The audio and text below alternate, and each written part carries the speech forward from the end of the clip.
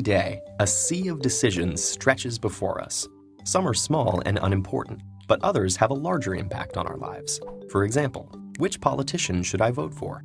Should I try the latest diet craze? Or will email make me a millionaire?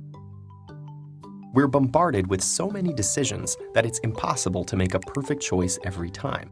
But there are many ways to improve our chances, and one particularly effective technique is critical thinking.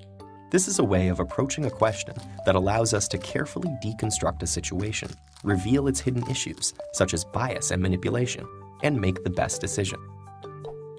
If the critical part sounds negative, that's because, in a way, it is. Rather than choosing an answer because it feels right, a person who uses critical thinking subjects all available options to scrutiny and skepticism.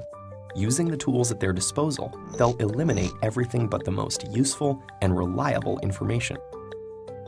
There are many different ways of approaching critical thinking, but here's one 5-step process that may help you solve any number of problems.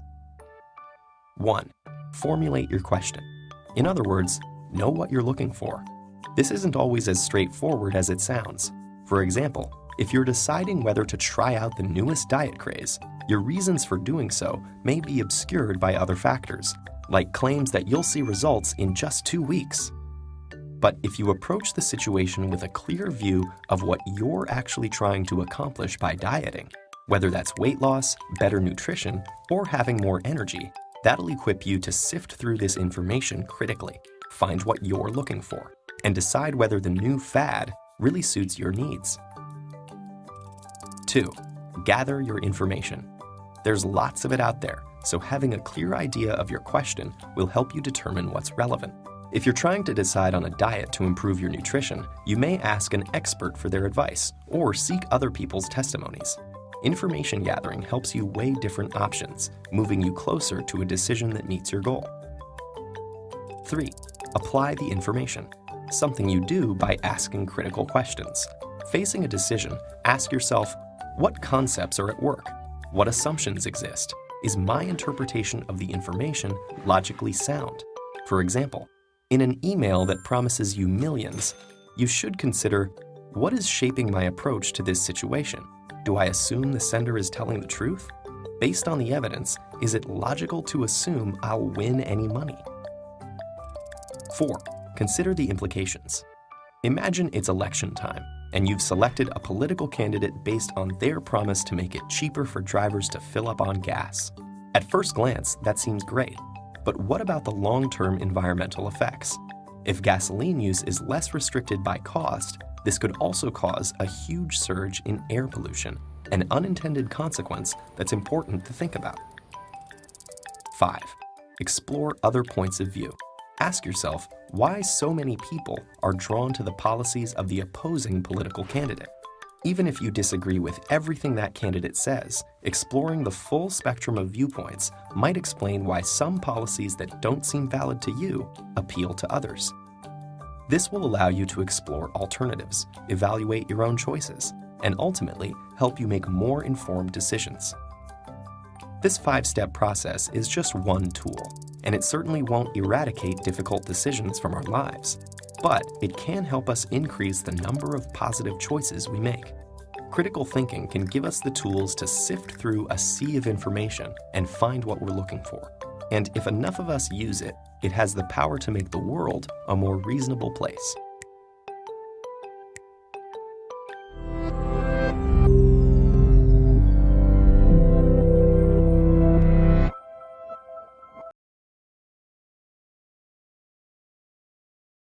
Behavior of Bill Gates, one of our greatest, richest people in the world. At 8, the parents got worried from his autobiography that anytime they were traveling and they asked Bill to get on board, he would delay. Meanwhile, they have time. So the mother will go, Mary will go upstairs. Bill, you are delaying. We are waiting for you. Then he replies, I am thinking. That's why I'm delaying. Then when he comes to join them in the car, he will ask the father and the mother, do you people think at all? Or you don't think? And the father normally will reply, maybe, Mary, we are not thinking. At 8, he was having critical thinking. Look at him now. After 20 years, 30 years. And at school, he was also thinking. In class, lecturers were asking him, what are you doing, Bill? He says, I'm thinking. Do you think at all? I'm asking you sitting here. Here in Ghana, President Linda, if you brood, if you look like somebody who is thinking, you know the interpretation that we give.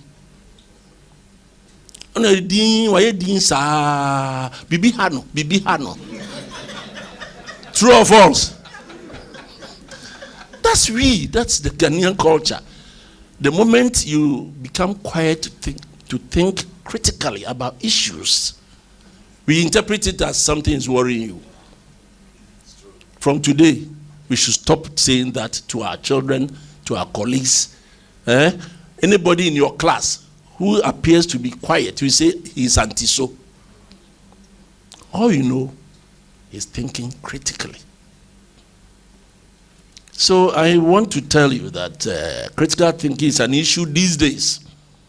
And it's important that Stanford Seed is organizing this and asking me to come and deliver something to you, to share with you what is critical thinking. The moment you start to think, look at the vibrations, the electrons, that comes all over your head. Sometimes, if you feel your forehead, you see that it's warm when you think very well. And that's important because then the energy with which you are thinking comes out. Somebody else will touch you and say, oh, you are not warm. But you yourself, you feel that you are warm. That's the power of thinking. And it's so important, my dear friends. So what is critical thinking at all? Critical thinking. It's an objective analysis and evaluation, expressing the merits and demerits. You are assessing whether this man is talking nonsense or some sense in us. You are thinking. I should sit down now. But bottom line is that I have been preaching on left side of the brain and the right. You are now analyzing me with the left hand side of your brain. That is logical. Analyzing issues. But the most important one is the right, which is imaginative, cognitive, intuitive. So instead of thinking about things logically, analyzing issues logically, these days go about the illogical ones. I see of late Ghanaian ladies carrying their babies in front of them like kangaroo. Critically, they've not been analyzing why our mothers used to do that. And culturally, why did they do that? And scientifically, is it right for them to carry the babies at the back? Why are we doing this in front? So I tried to find out by research. And scientifically, I realized that our mothers were the best scientists ever to carry your baby at your back. Use the critical thinking to analyze it. Now, for the age of about 3 months all the way to 3 years, you'll be carried at the back. Number one, benefit. The warmth of the mother is carried to the baby. 2, the heartbeat. The heart is nearer the back than in front. Look at the breast. So the heartbeat, boom, boom, boom, boom, boom, boom, goes into the child. And that's why we have the rhythm. Africans and Ghanaians in particular, we have the rhythm. Look at the whites when they are dancing. Out of If you want to clap, clap better. You know, when somebody cracks a joke or says something good, and you don't laugh, it means that your right hand side of the brain is not working. 3, you know, when the mother puts the baby at the back, especially the girls, they stretch their legs. Look at the size, the width of the back. Stretch the legs, which means that the pelvic bone stretches with respect to aging. And that's the more reason why our mothers were delivering in the bush without any midwife. So if you carry the baby at the back, it's better, because then you help the girls have a bigger pelvic bone, so that when they have pregnancy, you realize that the child will have a very big area within the womb area to develop. These things require critical thinking to assess and believe that carrying children at the back is better. If you don't, you assess it by way of superstition, by way of the fact that you are not civilized, and you condemn it rather. But if you assess it critically, then realize that it's better. The next thing is to have a reasonable reflective thinking. What is critical thinking? That's what we are discussing now. And focus on deciding what to believe in or what you want to do. It shouldn't be more of superstition. Just analyze it. And if you've been to school, you are a graduate, you are sitting here listening to me, analyze it scientifically. Don't condemn your culture. And see whether what you are saying is true. Critical thinking compared with logical appraisal goes beyond normal argument. We like argument too. If you listen to our communicators on the radio and television, I wonder whether we assess things critically, which we will discuss very soon. Critical thinking talks about knowledge. You have to be informed. You have to have the skills, like the experience, and most importantly, you have to have the attitude. My dear friends, from what Kweku told us about ethics, I've written a book on it because I want to leave a legacy for Ghanaians. Principles of Success and Wealth Creation. And I have page 16, 17, all the way to 21 about the excuses Ghanaians give. We do things wrongly and want to rationalize it, assess it, and give reasons. Oh, I forgot. Oh, circumstances beyond our control, caught by traffic, all kinds of excuses, meaning something was not done properly. You didn't do things ethically, and then you are trying to rationalize it. It's wrong. Grab a copy today, and you see that you'll be in tune with what Koku gave us. So in that education, you also have to talk about attitude. Attitude is so critical. Research by Harvard School of Business has shown that knowledge that we go to school gives us only 15% as a success factor. 15%. Skills is 25%. Knowing what to do at the right time with experience. The rest, which is 60%, is all about attitude. Attitude for ethics, code of conduct, your work, everything is about attitude. So when you are doing something, you are working, please think about the attitude behind your knowledge and behind your experience and your skills.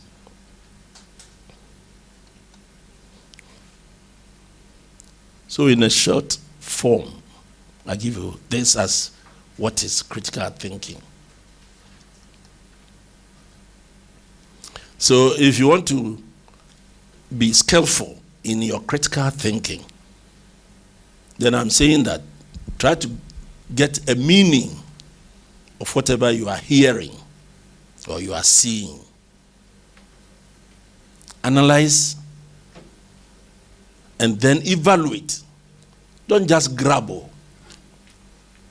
Evaluate it before you do the judgment and draw your conclusions. If you're a Christian here, then I'll refer you to our Almighty Jesus Christ. The disciples were asking him, why do you teach with parables, stories? And in Matthew chapter 13, verse 13 and 14, he said, these people, they have eyes to see, and yet they don't see. They have ears to hear, and yet they don't hear nor understand. And this is what happened in Isaiah's time. They were also having the eyes to see, and they couldn't see. 2021 years later, after Christ, we are still having eyes to see, and yet we don't see. We have the ears to hear, and yet we don't hear. Asam dayeso. So what is it? My dear friends, the eyeballs that you have, do you see yourself? Isn't it wonderful? Big eyes, you can see me, I can see you, but you can't see yourself. I'm trying to see myself, but I can't see. These earlobes can only gather the message, but it doesn't hear. It is your mind. The eyeballs is only a gateway for the light to penetrate, to pass through. Itself doesn't see.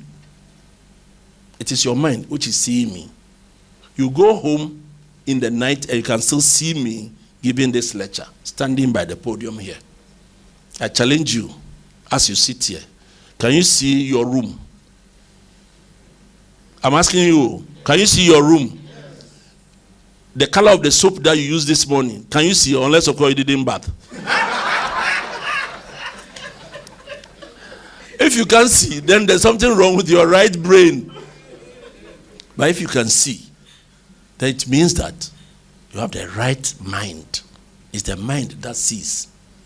When you feel and touch a lady and you feel good, it's not the finger, it's your mind which is deceiving you that, this thing is soft, is succulent, and you are so much enjoying. That's the more reason why the mind will tell the heart to pump blood to the right organs. And if it's not working, you, the men in Ghana, I never knew until I became a pharmacist, that Ghanaian men are so passionate about what happens down there. So you see, people are drinking all kinds of bitters to make sure that everything works. Your mind and the blood circulation and the heartbeat works. But on this note, I'll give you a warning that be careful to take bitters to give you that power, because you are artificially forcing the heart to pump, and at a point in time it will not work. So the earlier you start drinking the bitters, the worse you'll be off. After 50, 60, you cannot perform at all. So I'm saying that critical thinking is what happens when you have all these things worrying you. Analyze and remember that carrying the baby at the back is important. Don't drink bitters. It's important. These things are all things that you need to have a thought. And critical thinking comes into some of these things that come our way every day. Who is a critical thinker? I'm asking you. Now, these are some of the ingredients to be a critical thinker. You must be open-minded. Don't be dogmatic, static. Ghanaians and Stanford Seed students or graduates, please ask questions. Ask. The lizard can stay by the wall. Why can't we human beings stay by the wall? Ask. The world used to be very dark after 6:30 in Ghana here. And all that we could do was to light the bobo or the lantern. We weren't thinking until we had these lights. Thomas Edison helped us. So by the wall, you press it and you have light. They were thinking. Instead of we thinking of how to light the place in your room, we take it for granted, we simplify it and say, hey, before you. When the child is crying in the night, we simplify it and we shout at the child. The way we interpret things culturally is also diminishing our critical mind. We must be fair-minded. We must be level-headed if you want to be a critical thinker. Don't just judge. Try to assess things. Search for the evidence. And here I believe we are all guilty. When our pastors talk to us, and that's it, we swallow. From today, please, you must also be asking questions. That if they tell us to bring apple to church next week, to drive away Satan, to be able to make money, ask questions. How do I put a seed money of 200 cedis for me to become one of the richest people in Ghana here? A year by now, you should be dangling your keys, your car keys, a year by now. Meanwhile, you're on salary of 1,500. Your pastor is telling you that by sowing the seed of 500 cedis, a year by now, you should be dangling your keys. If you're a pastor here, you must feel guilty. Because you've made the Ghanaian worker a thief. Yes. True or false, employers? Kwaku? It's true. I'll say no. It's true. And it's getting more and more dangerous. Because 31st December, you made resolutions that by end of the year, 2022, you must be better off. How? You must be a critical thinker. 1,500 cedis a month. And I have all these expenses. How do I make enough to save enough to buy this car? And yet, by November, he's going to give testimony that it's money to buy the car. And then we all shout that, amen, amen, you've done well, Christ has done well. And there's a staff, my accountant, my own personal experience. So. And we call him OD for.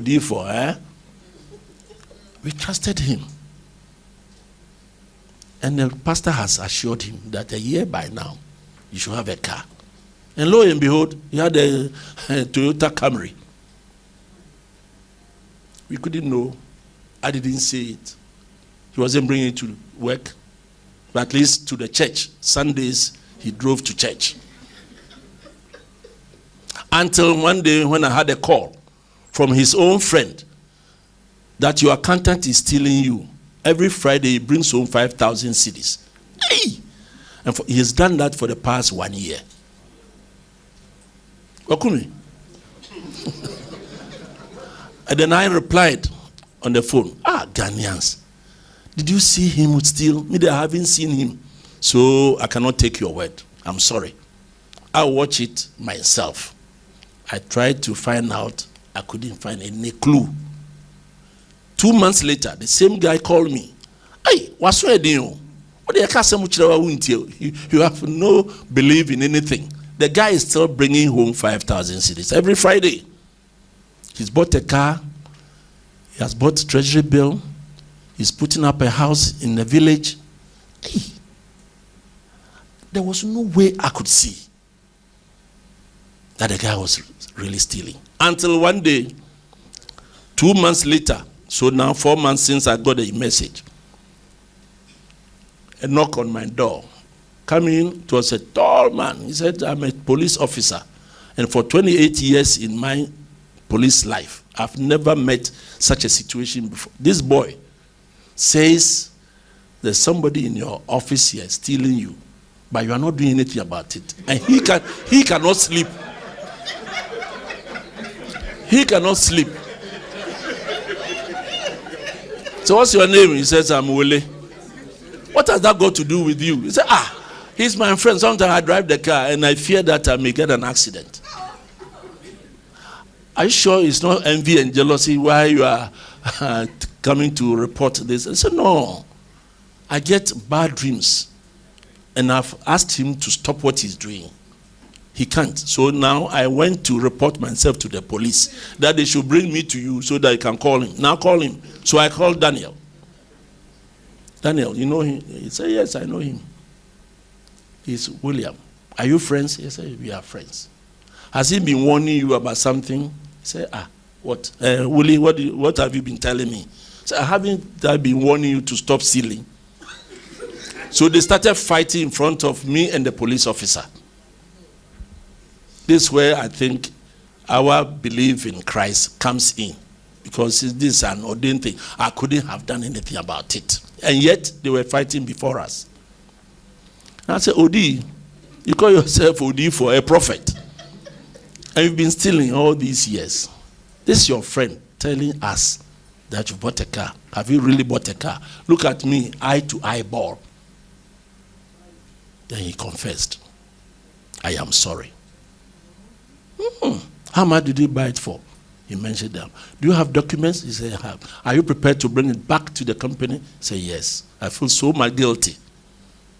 What about the treasury bill? He agreed. So eventually, my friends, he brought the car. He brought the treasury bill. As for the house, we couldn't go and remove it. So I said, okay. What prompted you to be doing all this? And the answer he gave was the fact that he's been promised by the pastor that he can make it. And he wanted to make it by all means. Within the next 5 years, he should have finished his building, changed his car, blah, blah, blah, blah. So the message that you heard from church was wrong. My dear friends, I'm telling you this for you to have critical thinking on the messages that you hear at church. I hope I'm talking to somebody. And let the people say amen to that.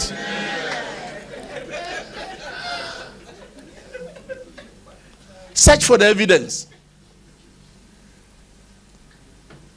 And be well informed that it costs so much to buy a car.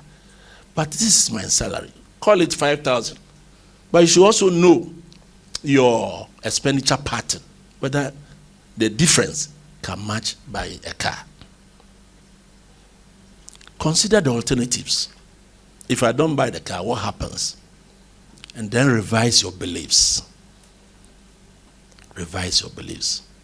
That is the process of who a critical thinker should be.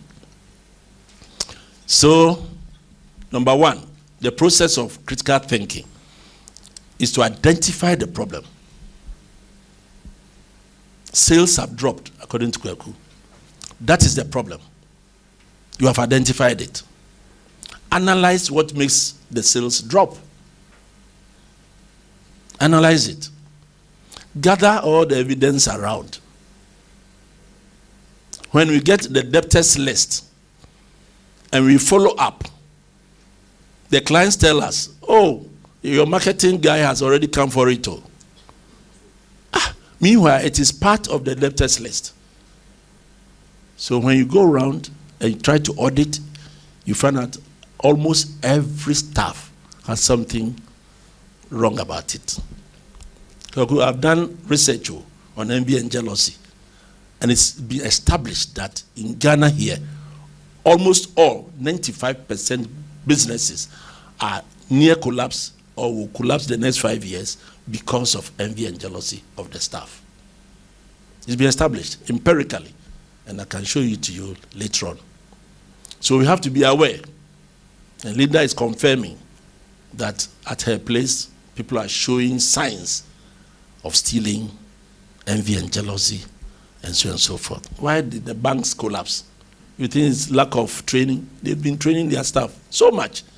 But because of envy, the workers will give the loans and will not follow up, and non-performing loans will rather increase. And so we have to close it down. Thinking that the rest are free now. The existing banks, are they free? They are not free. Things are happening. Assess the evidence that you get and infer your conclusions. Try to understand the conclusion. Don't just jump into one conclusion. So that eventually you give an overall judgment. How do you improve your critical thinking? You might tell me that, oh, I've been assessing things critically. Okay. How do you improve it? That's my message this morning. I'm saying that know exactly what you want. Know exactly what you want. And deal with the biases, the superstitions. Deal with it.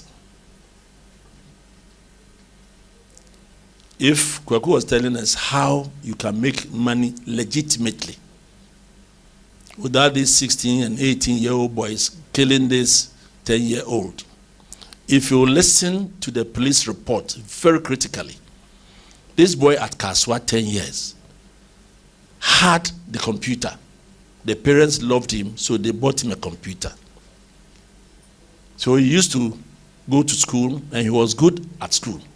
These two boys were even going to him and the mother to eat.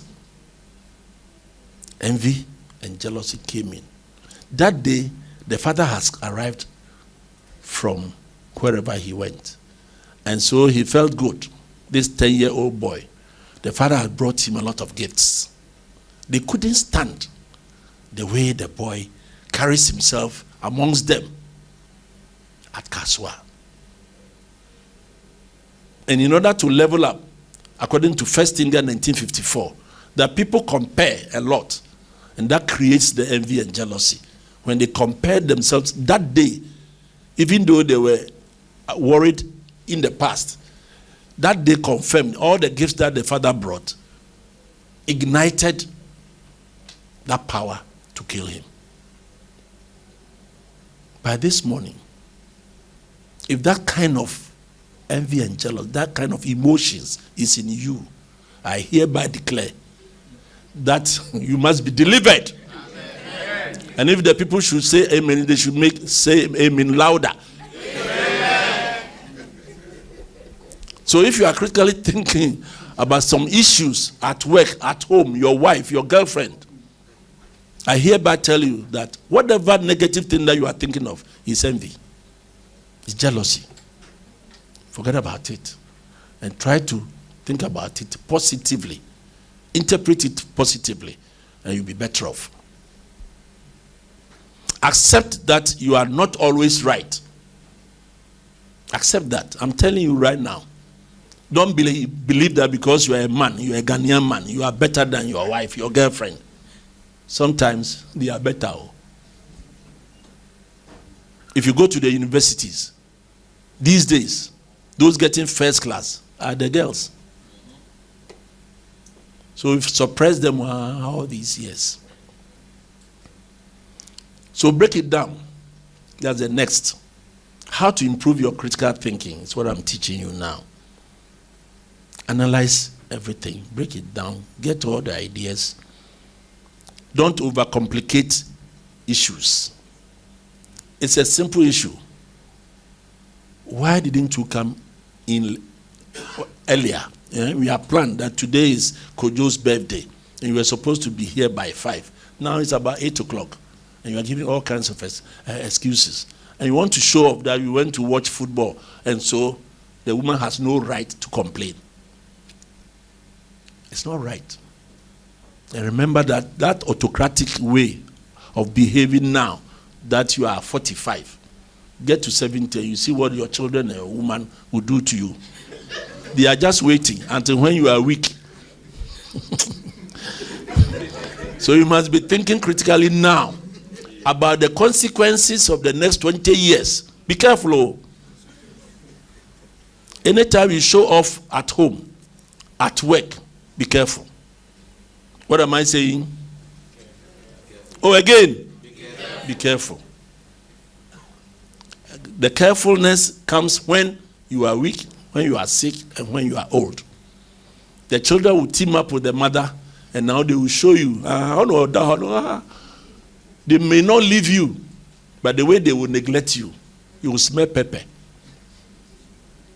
I hope I'm talking to somebody. Critical thinking now should help you to think about the consequences of your actions today. So this, in a summary, is what the process is all about. Now, this flexibility means go to understand everybody and try to pick anything from anybody, especially your team, all the ideas. And you must importantly be listening. Let the person finish talking before you interject. There are a lot of CEOs, boyfriends, girlfriends, who interject. They don't allow you to finish what you are saying. It's very wrong. If you're a critical thinker, let the person finish. Let him land. If you listen and watch our communicators on the television and the way they interject themselves, I wonder whether they are critical thinkers. They are not. So listen. And after you've listened, analyze. Okay? And then maybe you might have done some research, but do evaluation and become objective and try to be fair. If you are guilty, accept that you are guilty. But the Ghanaian man, out of his pride, would never accept that he's guilty. He will try to defend. But whatever it is today, if you want to be a critical thinker, try to be fair and accept certain things. Yes, sir.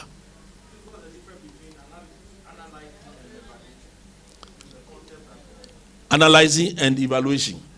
Okay. After you've analyzed and the action has been done, then you evaluate. Is it clear now? So we are talking about critical thinking. It's not only one-time affair. It's a process. So after that, then you can evaluate. Okay, so today, you can evaluate certain actions that you took last week, last week, last year, and see whether it bordered on critical thinking, whether you took the right decisions. Okay? And you must be able to explain what are decisions that you take. Evaluation is very important. Today, when we finish these seminars, Stanford Seed should be able to evaluate the lectures, the listenership, the PA system, whatever happened here, to guide them for the next program. I hope I'm clear now. Okay. How do you use critical thinking in everyday life? That's where we are coming now. I would encourage you to promote teamwork. At home, whoever is with you, please listen to that person. I will also add that watch the demeanor of people around you. It speaks volumes. As I see you now, when you start to watch, look at your watches, and then you start to stretch, it should tell me that you are getting bored. All right? And then critical thinker, as I want to be, I should be ending my story.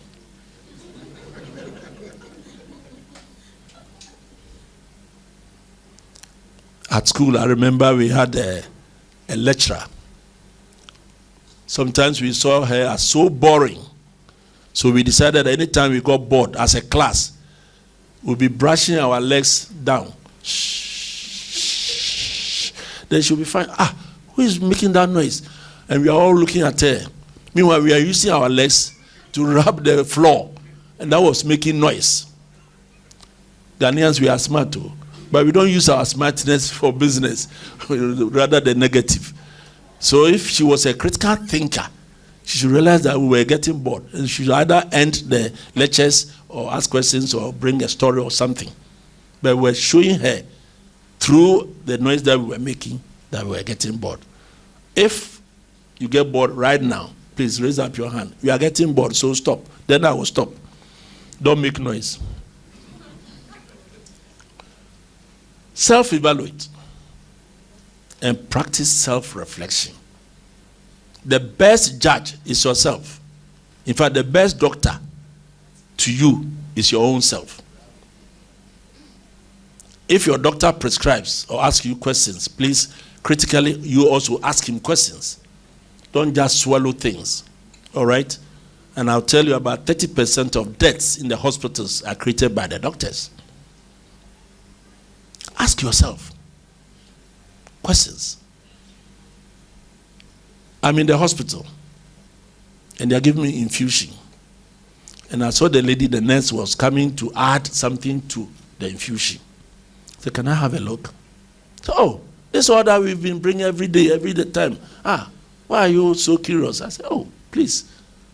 The bottom line is that I'm a pharmacist, so I would like to see. Is it the drug that you've been bringing? Bring the form. Then she brought the folder, and the drug was different. I said, do you see it? If I had allowed you to put it in, you would have killed me. It's somebody's prescription. It's not mine. I am sorry. That's the best she could tell me. I am sorry. So I described that word, I am sorry word. Every time we are sorry, we are sorry. In trying to get a place on my hand to draw blood, the doctor himself, punched nearly 12 areas.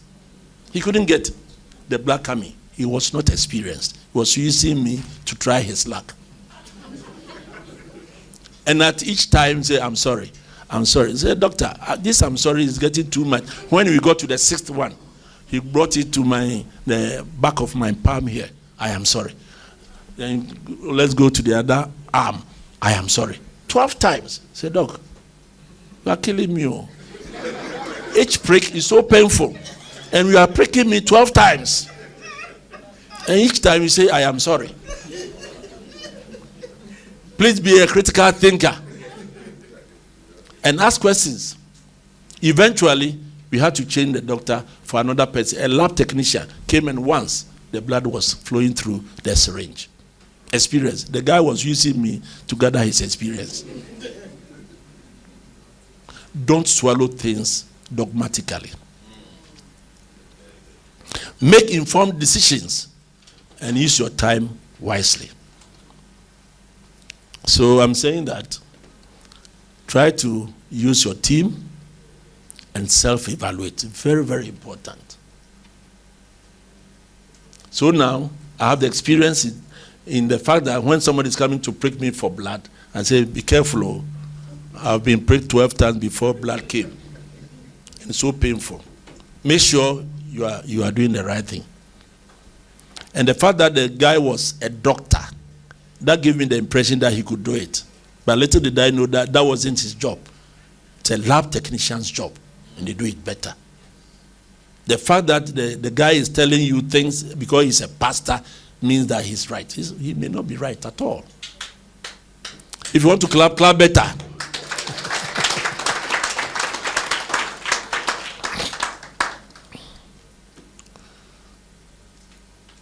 So, practical reasoning. My topic was critical thinking and how to reason practically. The ability to solve problems with open-mindedness, which I've already spoken about, will give you the way to reason. Ask thoughtful questions. Ask thoughtful questions. Do you know that the more you hear about positive things, the more you dream about positive things?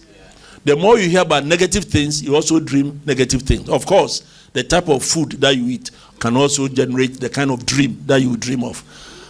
I want to tell you that if you eat kenke for the last time before you go to bed, because kenke ferments and produces alcohol, you'll be intoxicated in sleep, and you'll be dreaming people chasing you, somebody killing you, falling into a pit. Say, hey.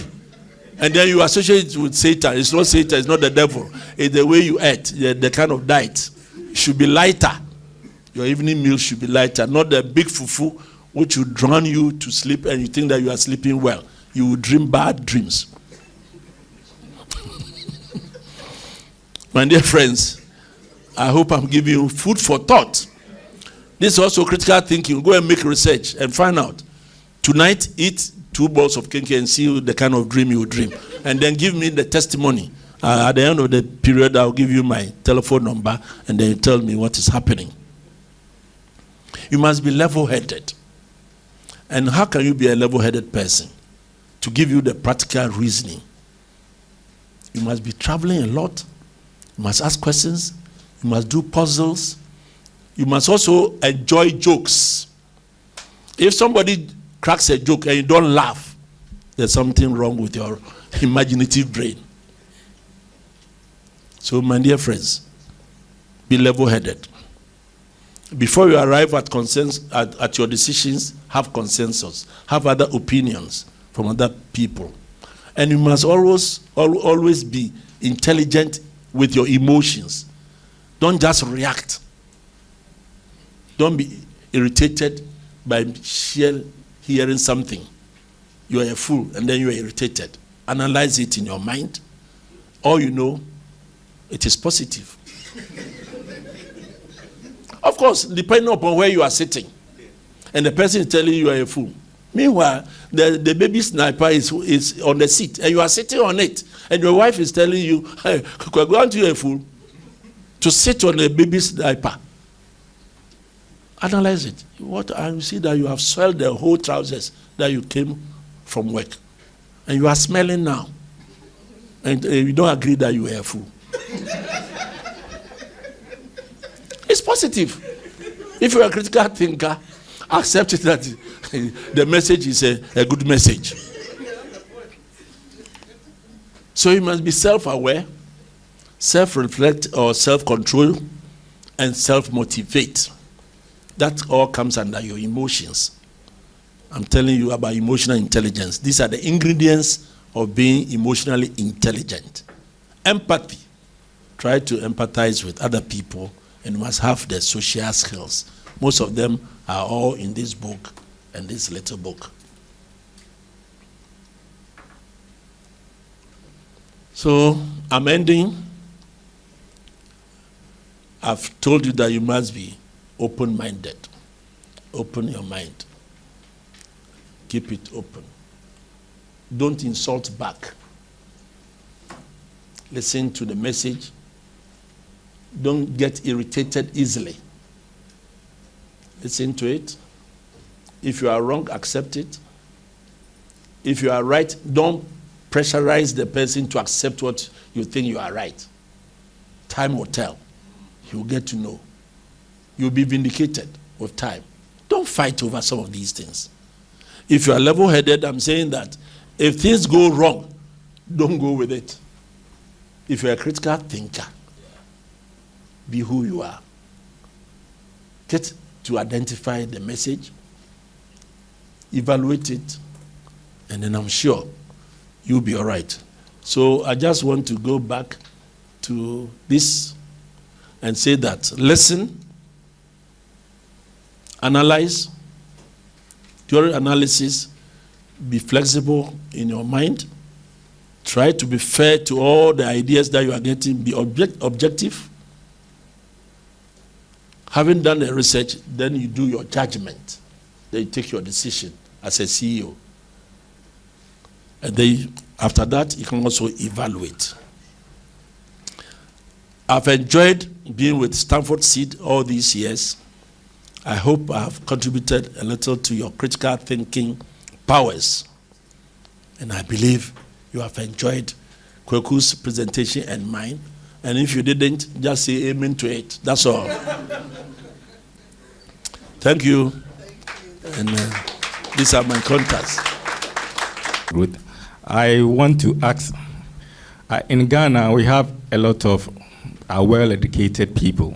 From your perspective, what do you think are the factors that prevent people from thinking critically in both the public sector and private sector? Because some of the challenges that we see around, if we're thinking critically, we will not be having them. Thank you. We go to school and we grab the message, things that we'll remember only. And who is a critical thinker? Just assess yourself from this. That you are a graduate, but are you open-minded? Are you fair in analyzing issues? When you are arguing, listen to our commentators and communicators. Realize that when they are politically divided, they seem not to understand something. I just don't want to go into specifics. But you know that we are either for government or we are for opposition. It shouldn't be. And I'm happy that during soccer time, everybody comes on board. That's how we should run our country. But we are all graduates. But we have different entrenched positions. And that's what is worrying companies and worrying the government, worrying Ghana. Do we search for evidence at all? Just speak our mind, keke. Are we well informed? Sometimes when you know something and somebody is talking about something which is wrong, it's so funny. Try to be well informed. As a Stanford Seed graduate or student, read more, go to seminars, visit places, do riddles, puzzles, jokes. It will open your mind. You become well informed. Please. Now the technology has come and it's helping us. Consider alternatives. And here, let me draw attention to our ladies. I told my girls, I have 5 girls. Have alternative boyfriends, okay? Alternatives. Don't put all your eggs in one basket. You go to Pantine.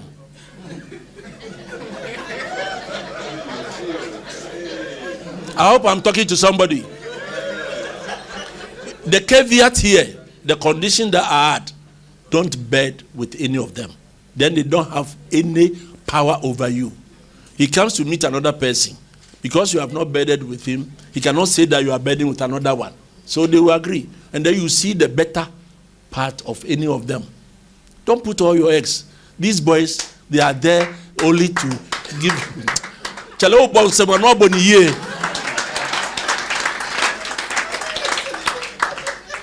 You must have alternatives.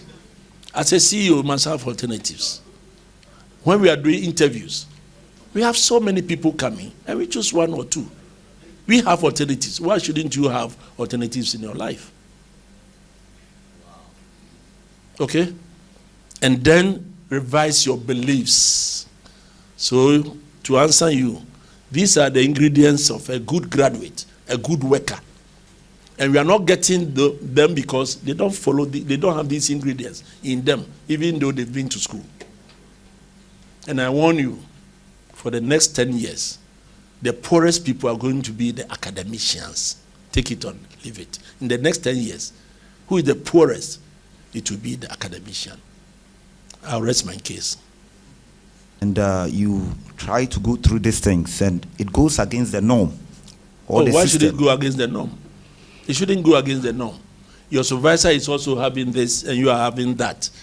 So both of you are critical thinkers. It's rather be positive.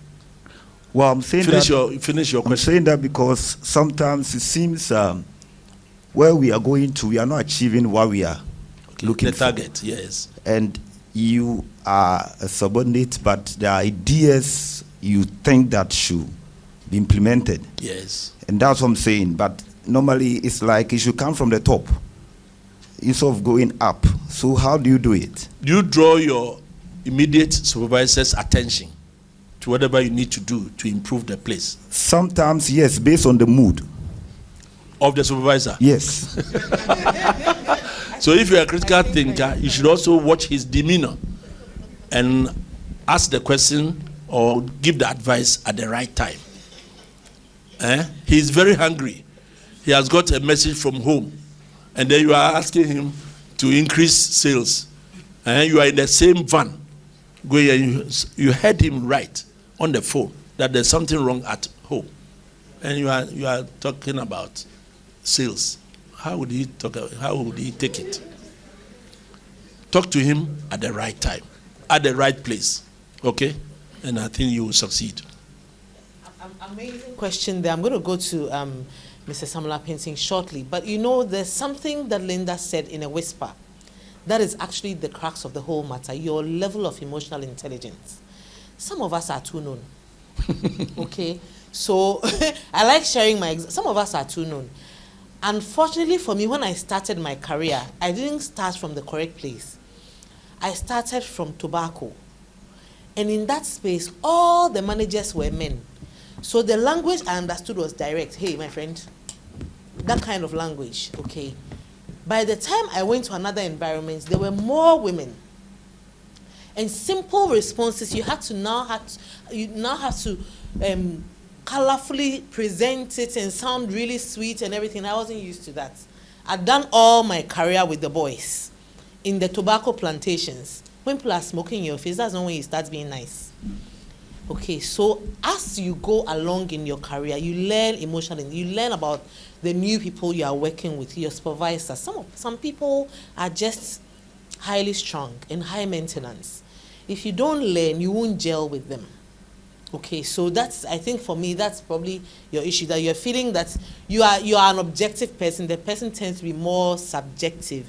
It's not now that you're going to say you don't understand what I'm saying and show what you know. No. You study the person, and then after a while, you find that sometimes they need what you have, because they may probably not be as, should I say, strong. They may not have that strong personality that you have, and they may lean on you. So you have to learn how to balance the two known side of yourself, which is me, and then the soft side of yourself, which is maybe your boss's own, and then you get a good partnership going. See what I mean? So, Mr. Penting. Right. Yes. Thank you, Ellie. So to that question, I have a contribution. So I think that a lot of people think that maybe I have a good idea and I can contribute to the improvement of the business, but I'm not being given a listening ear. It has to be earned. For your supervisor or for the MD or the CEO to listen to you, you must earn that listening ear. You cannot just think that because you have a great idea, you should get a listening ear. You must prove through your job that you're somebody who gets things done. You're somebody who adds value to the company. And so when you put your hand up, you'll be giving a listening ear. That is the only way your contributions can affect the business. And that's the only way your supervisor would say, come in, and even ask you when you haven't even put your hand up. That's my contribution. Thank you. Let's give him a round of applause. Very nice. A very nice contribution. Yes. That's just a very simple question. Why is it that we can't tolerate thinking, critical thinking, that our environment actually abhors it, that we think, oh, Jane Dodo. Why? There's something wrong with him. He's too quiet. Yes. Why? I'm saying it's the culture. Why? So culturally, why do we think that we should not be thinking? If you speak a lot, there's too much available to us that we don't have to think. Mr. Penton, yes, if sir. You speak at home, it's so hard drink. At school, it's too known. You see, the kind of tag that we give to people that speak their mind, that ask questions, is negative. The question is why? Good afternoon, Doc. Yeah. You made mention that you don't sack people when they steal from you. Exactly. So my question is, why do you take that decision? And do the people reform? How do you go about it? Lovely. Critically, I want to do things differently. So I'm doing an innovation of how code of ethics, code of conduct in the established books, and I want to go the opposite. I've observed over the 35 years of working experience that when they leave, when you sack them, they will never defend themselves.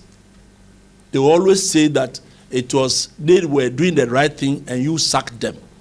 I would prefer that you sack yourself by resigning. So I don't sack you, but because I brought it up at the DEBA, at staff meeting, that is what you have done. You become the odd man out of all the 100 or 200 people. They will look down upon you. You yourself will resign. If you want to clap better.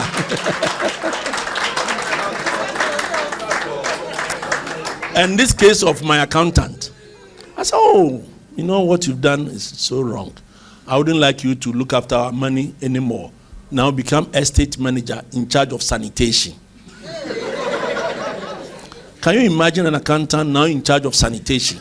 Have you swept? clean here, bend. That's what he was doing. So he came to ask me that he doesn't feel comfortable at work. I said, why? So anytime he's approaching a group, 2 or 3, he sees them talking, but immediately he gets closer, they stop. And that he feels embarrassed as an accountant now in charge of sanitation. So he can't. I said, thank you. Now bring in your letter. And he brought the letter and he left. We still speak. Another thing that I'll give you, the CEOs here. Exit is as important as entry. And Ghanaians will look down upon exit. We don't care about what happens at the exit. If your staff leaves you and is unable to call you back or visit you, there's something wrong. My first secretary came quite recently from UK. She was so much beaming, smiles. The director, I said, what is happening? She said, my husband has been employed as a staff of British High Commission, and we've been transferred to Ghana. So he's getting all the things from UK as an expatriate. Meanwhile, she's just a simple Ghana girl, ordinary in the home. Now the husband has been elevated as an expatriate, as a diplomat, and come and see her whether she can get a job at my place on part-time basis. That was the joy I had in my heart. If the exit was bad, she wouldn't ever come. And now, she's a diplomat. Whether I like it or not, whether she was my staff or not, now, when she hits somebody, she will be left off. But let me jump the queue, and I'll face Dampare. I hope you get the scenario. Exit is as important as entry. So either you have exit interview, or make sure that the people resign themselves. Don't sack them. Don't terminate unnecessarily. Otherwise, you will be in trouble in future. Yes. Yeah, thank you very much for your good presentation. Is it possible some of us sitting here, we can get some of the presentation done on WhatsApp or email, or the hard copies to educate us how to run our business going forward too? All right. I think you can get it from the Stanford Seed organizers. But most of the presentations are in the books. I've also written a book on fundamentals of entrepreneurship, which talks about the right imaginative brain. That talks about how to identify business opportunities and how to implement them. And opportunities that we have in Ghana, plenty.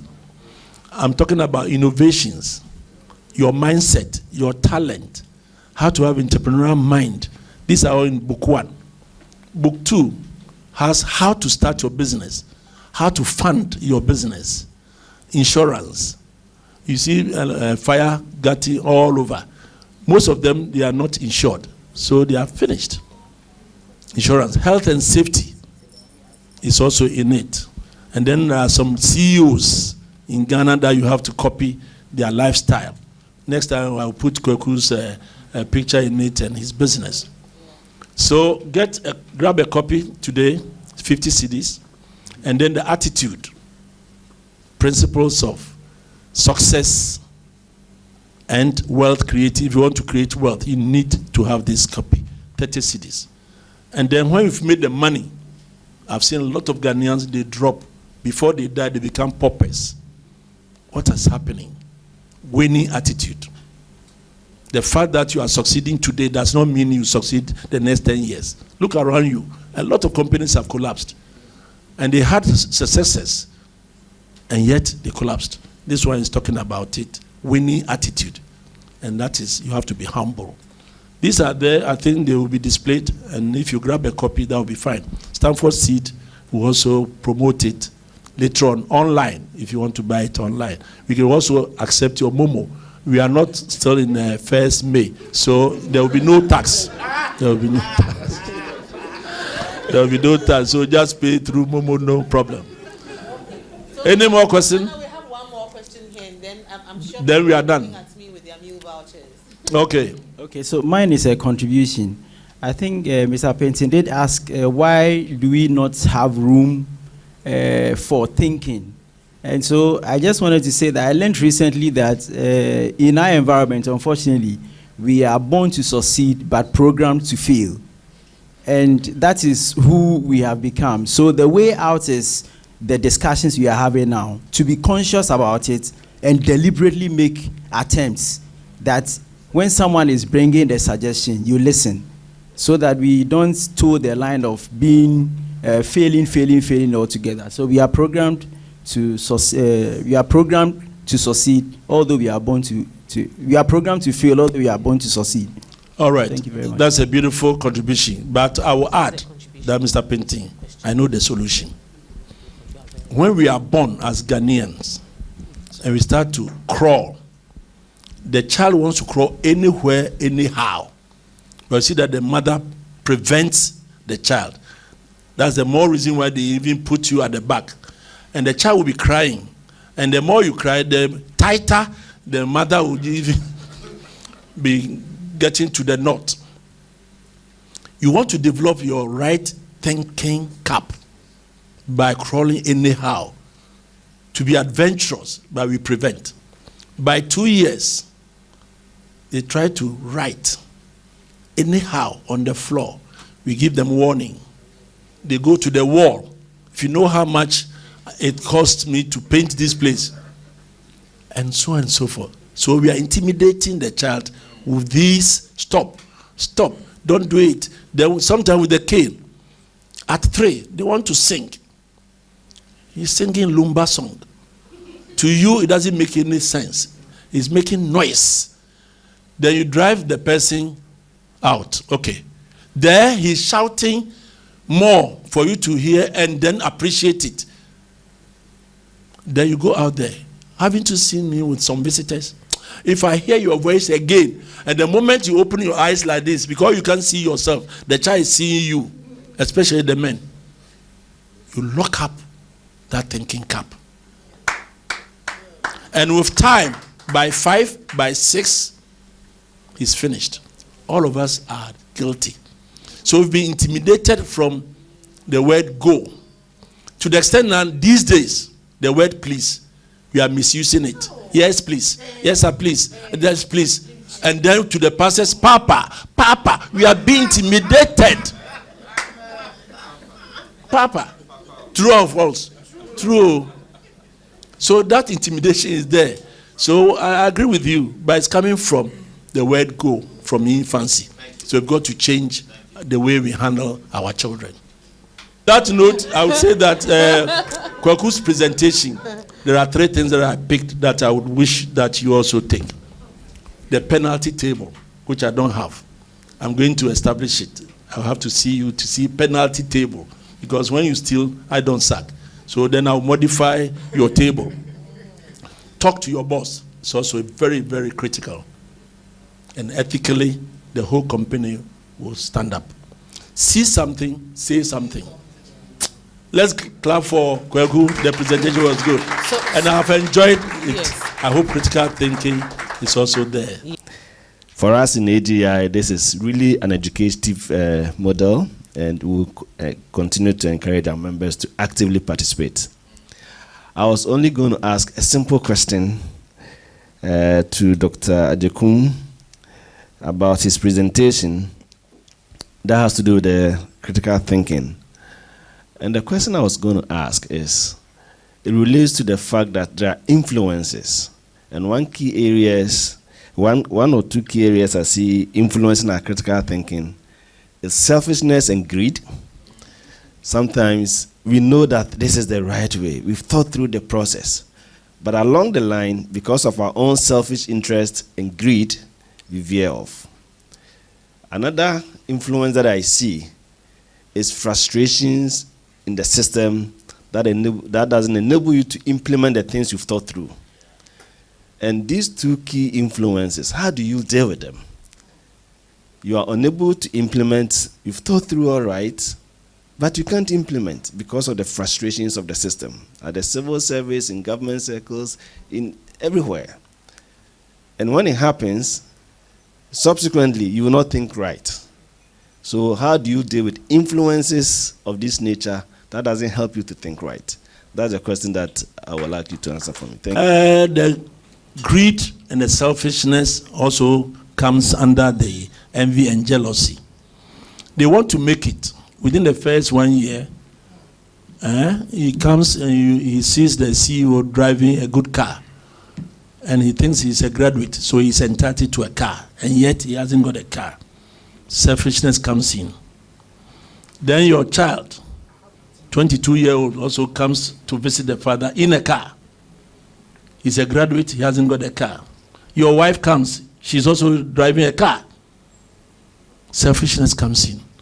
All boils down to envy and jealousy. It's a very big emotion that's affecting all of us, to which I think the Christian faith is associated with the devil. It's not the devil per se, but it's an emotional thing. Galatians chapter 5 verse 19 talks about it, the fruits of the flesh manifest itself. And those who do such things will not inherit the kingdom of God. It's a manifestation of your emotions. To make it by all means. Pressure from the family, pressure from your church, pressure from your friends. Now that you've got a job, you've got to build. You have to have a land. Now we are using all land for farms to build houses. I wonder the next 20 years where we are going to eat. So to answer you specifically, the greed and the selfishness is coming out of the expectations of the society. We expect too much. There's so much pressure from families and friends and church and everywhere to make it. The more you contribute to the church, the better place they give you. The more you contribute to your political party, the more they give you contracts. Winner takes all. And this is going on and on, even at the universities, the SRC, the way they carry themselves. Generate and poor is also affecting everything. Petrol price is skyrocketing. We have to be extra careful in putting pressure on ourselves. Thank you.